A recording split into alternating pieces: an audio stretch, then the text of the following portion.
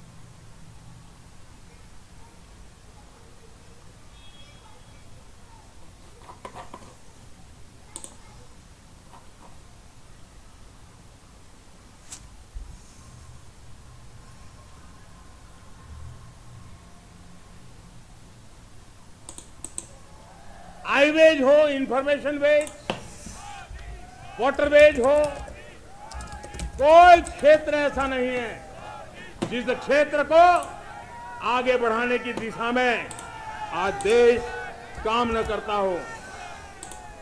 पिछले 9 वर्ष में तटीय क्षेत्रों में हमने, आदिवासी क्षेत्र में, हमारे पहाड़ी क्षेत्र में विकास को बहुत बढ़ दिया है। हमने पर्वतमाला, भारतमाला ऐसी योजनाओं के द्वारा समाज के उस वर्ग को हमने बल दिया है। हमने गैस की पाइपलाइन से हमारे पूर्वी भारत को जोड़ने का काम किया है। हमने अस्पतालों की संख्या बढ़ाई है।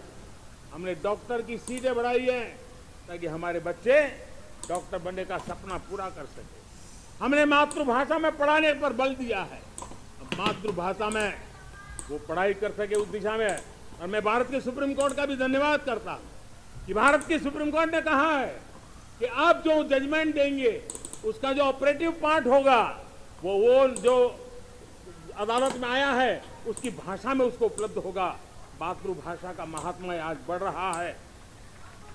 मेरे प्यारे भाई परिवारजनों, आज तक हमारे देश के जो बॉर्डर विलेज हैं, हमने वाइब्रेंट बॉर्डर विलेज का एक कार्यक्रम शुरू किया और वाइब्रेंट बॉर्डर विलेज अब तक इसके लिए कहा जाता था देश के आखिरी गांव।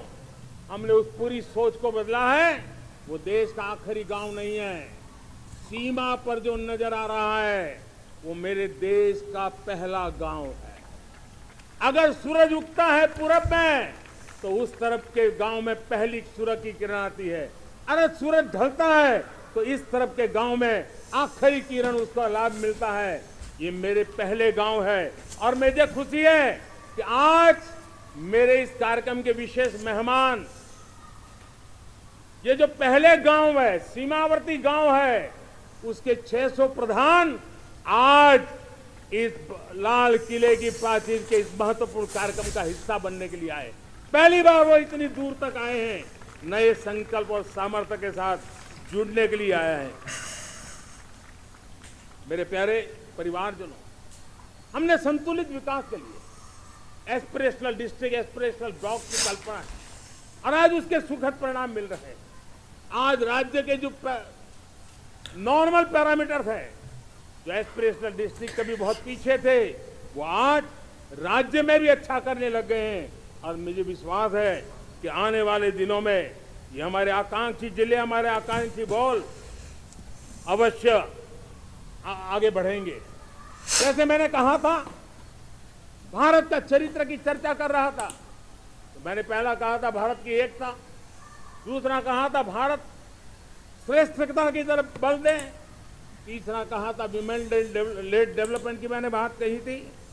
और मैं आज एक बात और कहना चाहता हूं कि हम जैसे रीजनल एस्पिरेशन मैंने चौथी बात कही थी, पांचवी महत्व की बात है और भारत ने उस दिशा में जाओ, और वो है हमारा राष्ट्रीय चरित्र विश्व मंगल के लिए सोचने वाला होना चाहिए। हमें देश को इतना मजबूत बनाना है जो विश्व मंगल के लिए भी अपनी भूमिका अदा करे। और आज कोरोना के बाद मैं देख रहा हूं जिस प्रकार से संकट की घड़ी में देश ने दुनिया की मदद की, उसका परिणाम है कि आज दुनिया में हमारा देश एक विश्व मित्र के रूप में, विश्व का अटूट साथी के रूप में आज मेरे देश की पहचान बनी है। हमें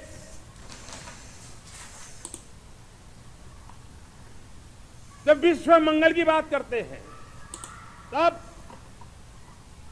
भारत का मूलभूत विचार है, उस विचार को हम आगे बढ़ाने लोग। और मुझे खुशी है कि आज अमेरिकी संसद के भी कई चुने हुए गणमान्य प्रतिनिधि भी आज हमारे 15 अगस्त के इस अवसर में हमारे बीच में मौजूद है। भारत की सोच कैसी है, हम विश्व मंगल की बात को कैसे आगे बढ़ाते हैं। अब देखिए, हम जब सोचते हैं तो क्या कहते हैं, हमने दुनिया के सामने ये दर्शन रखा है और दुनिया उस दर्शन को लेकर के हमारे साथ जुड़ रही है। हमने कहा one sun, one world, one grid. Renewable energy के क्षेत्र में एक बहुत बड़ा हमारा स्टेटमेंट है, आज दुनिया उसको स्वीकार कर रही है। कोविड के बाद हमने दुनिया को कहा हमारा अप्रोच होना चाहिए वन अर्थ, वन हेल्थ। समस्याओं का समाधान तभी होगा जब मानव को, पशु को, पौधे को बीमारी के संबंध में समान रूप से एड्रेस किया जाएगा, तब जाकर के हम करेंगे। हमने G20 समिट के लिए दुनिया के सामने कहा है one world, one family, one future. इस सोच को लेकर के चल रहे हैं। हमने क्लाइमेट को लेकर के दुनिया जो संकट से जूझ रही है, हमने रास्ता दिखाया है, लाइफ मिशन लॉन्च किया है, लाइफ स्टाइल फॉर एनवायरमेंट। हमने दुनिया के सामने इंटरनेशनल सोलर अलायंस बनाया और आज दुनिया के कई देश इंटरनेशनल सोलर अलायंस का हिस्सा बन रहे हैं। हमने बायोडायवर्सिटी का महत्व देखते हुए बिग कैट अलायंस की व्यवस्था को हमने आगे बढ़ाया है। हमने प्राकृतिक आपदा के कारण, ग्लोबल वार्मिंग के कारण इंफ्रास्ट्रक्चर का जो नुकसान होता है, उसके लिए दूरगामी व्यवस्थाओं की जरूरत है और इसलिए coalition for disaster resilient infrastructure CDRI एक समाधान के रूप में दुनिया को दिया है। विश्व आज समुद्रों को संघर्ष का केंद्र बना रहा है, तब हमने दुनिया को सागर का प्लेटफॉर्म दिया है जो वैश्विक समुद्री शांति की गारंटी बन सकता है। हमने पारंपरिक चिकित्सा पद्धतियों को बल देते हुए WHO का एक ग्लोबल लेवल का सेंटर हिंदुस्तान में बनाने की दिशा में काम किया है। हमने योग और आयुष के द्वारा विश्व कल्याण और विश्व के स्वस्थता की दिशा में काम किया है। और आज भारत विश्व मंगल की मजबूत नींव डाल रहा है। इस मजबूत नींव को आगे बढ़ाना हम सबका काम है, हम सबकी जिम्मेवारी है। मेरे प्यारे परिवारजनों, सपने अनेक है, संकल्प साफ है, नीतियां स्पष्ट है, नियत के सामने कोई सवाल या निशान नहीं है। लेकिन कुछ सच्चाइयों को हमें स्वीकार करना पड़ेगा और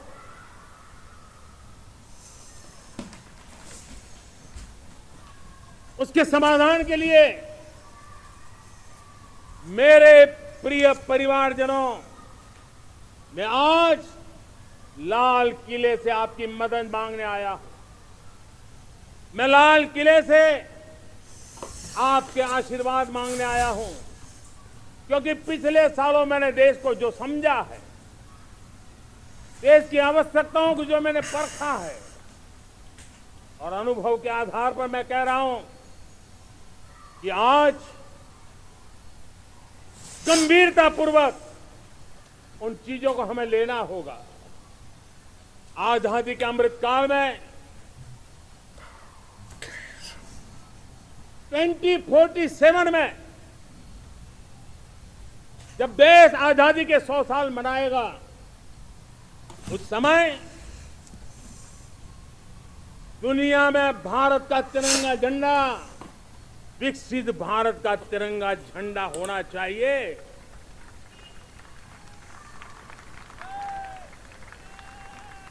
रत्ती भर भी हमें रुकना नहीं है, पीछे नहीं हटना है।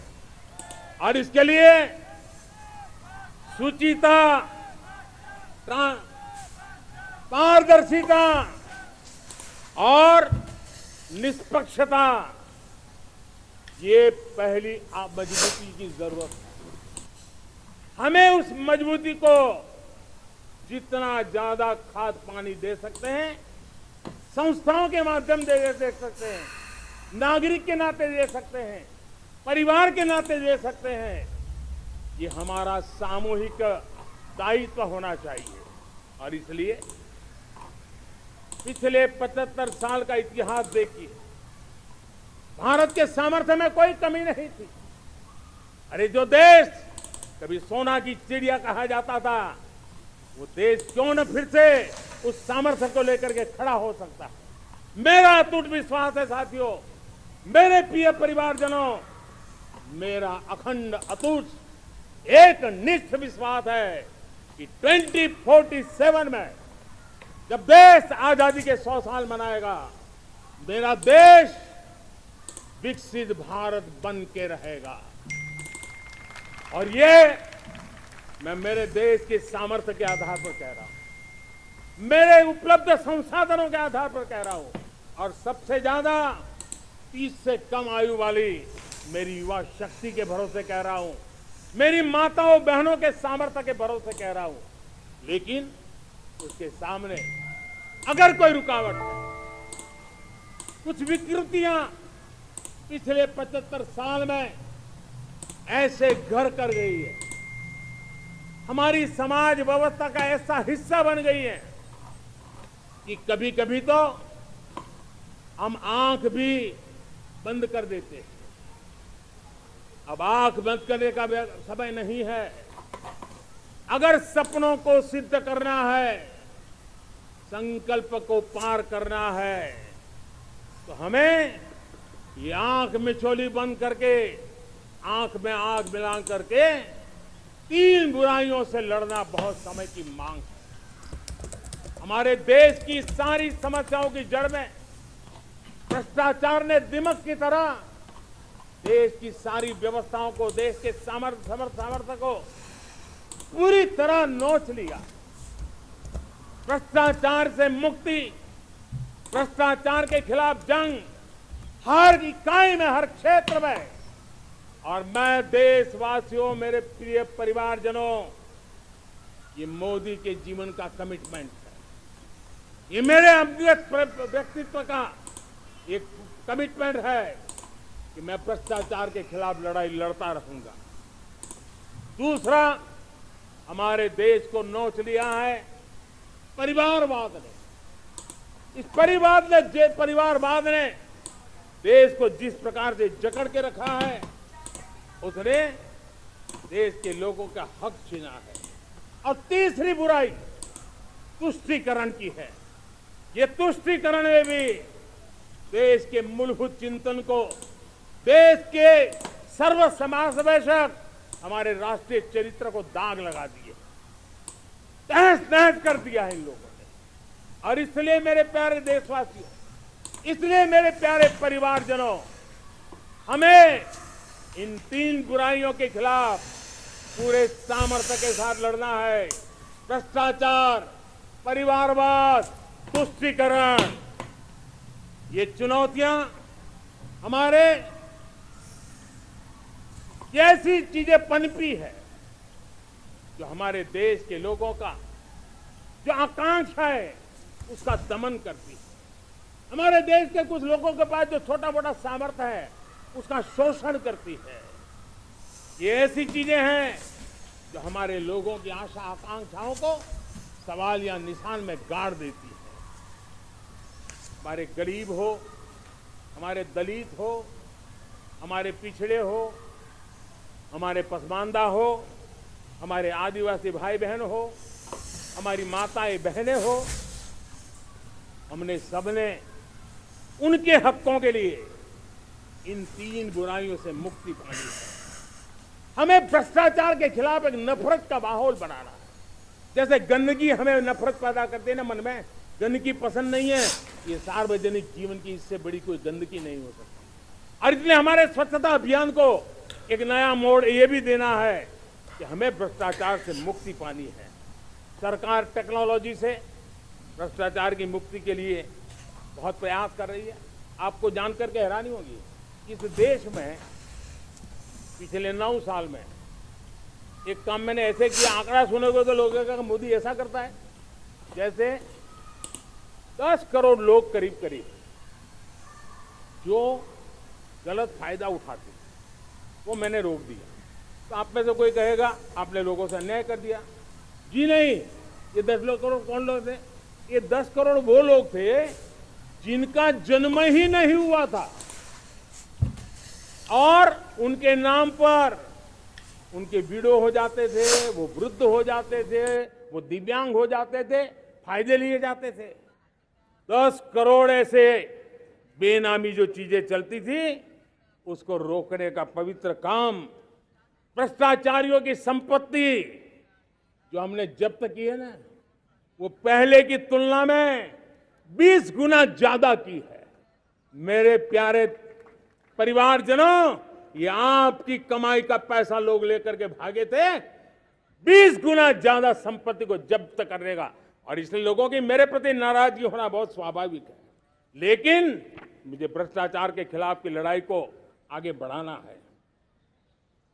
हमारे सरकारी व्यवस्था ने पहले कैमरा के सामने तो कुछ हो जाता था, लेकिन बाद में चीजें अटक जाती थी। हमने पहले की तुलना में कई गुना ज्यादा अदालत में चार्जशीट की है और अब जमानतें भी नहीं मिलती हैं। वैसी पक्की व्यवस्था को लेकर के हम आगे बढ़ रहे हैं, क्योंकि हम ईमानदारी से भ्रष्टाचार के खिलाफ लड़ रहे हैं। आज परिवारवाद और तुष्टीकरण, इसने देश का बहुत बड़ा दुर्भाग्य किया है।